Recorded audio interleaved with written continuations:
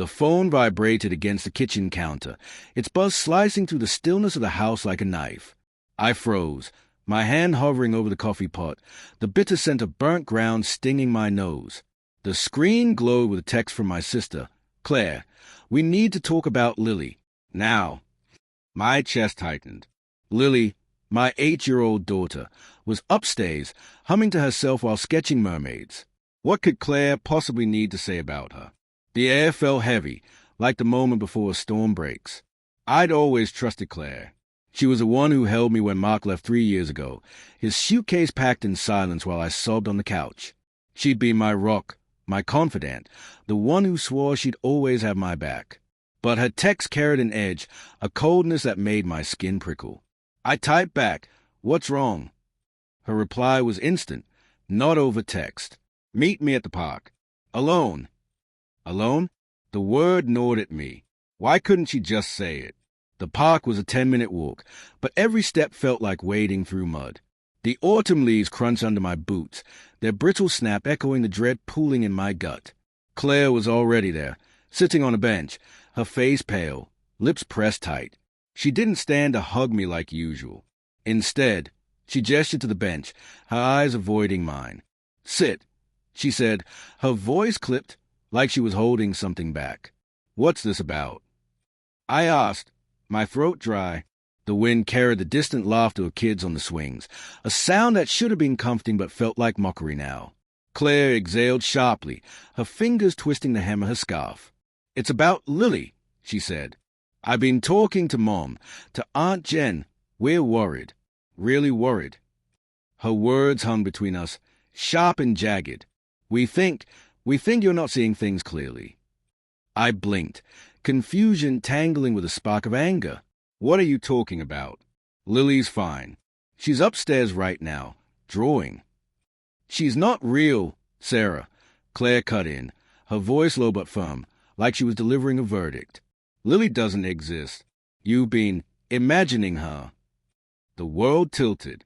My breath caught, sharp and painful, like glass in my lungs. "What?" I whispered, my hands trembling. "You've seen her. You've met her. Claire. You brought her that stuffed unicorn last Christmas." Claire's eyes filled with tears, but her jaw stayed set. "I didn't, Sarah. I've never seen her. None of us have. We've been going along with it because we didn't want to hurt you, but it's gone too far. You need help." I stood, my legs unsteady, the park spinning around me, the creak of the swings, the rustle of leaves. It all felt too loud, too real, while Claire's words were impossible. Lily was real.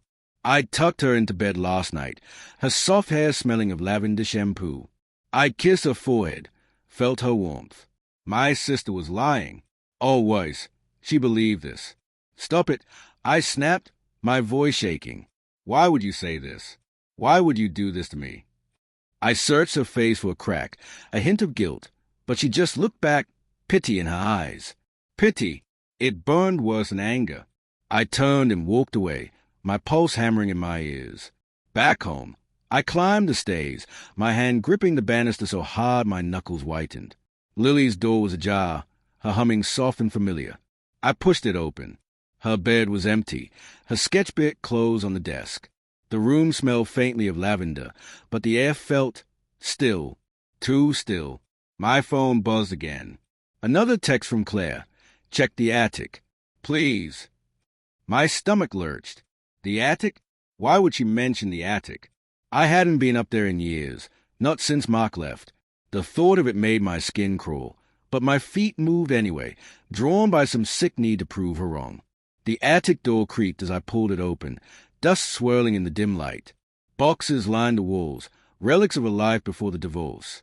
My hand shook as I opened one labeled Lily's Things. Inside were drawings, mermaids, just like the ones she'd been sketching. But the dates on them were wrong. 5 years ago. 6. My breath hitched. Beneath the drawings, a hospital bracelet. Mine. From a miscarriage. The name on it, Lily. The room spun. My knees hit the floor, the wood cold against my palms. Claire's words echoed, relentless. She's not real. But I'd felt her. I'd loved her. Hadn't I? Doubt clawed at me, tearing open old wounds. Had I built a life around a ghost? Or was this some cruel trick, a betrayal dressed up as concern?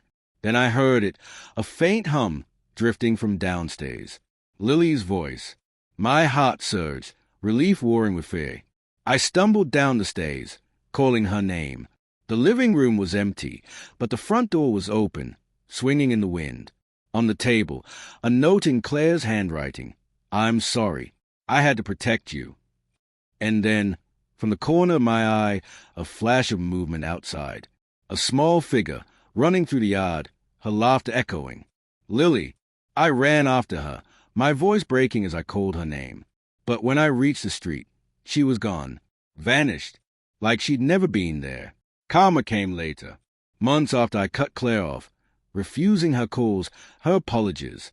A package arrived, no return address. Inside, a photo of Lily, real, alive, smiling at a park I didn't recognize.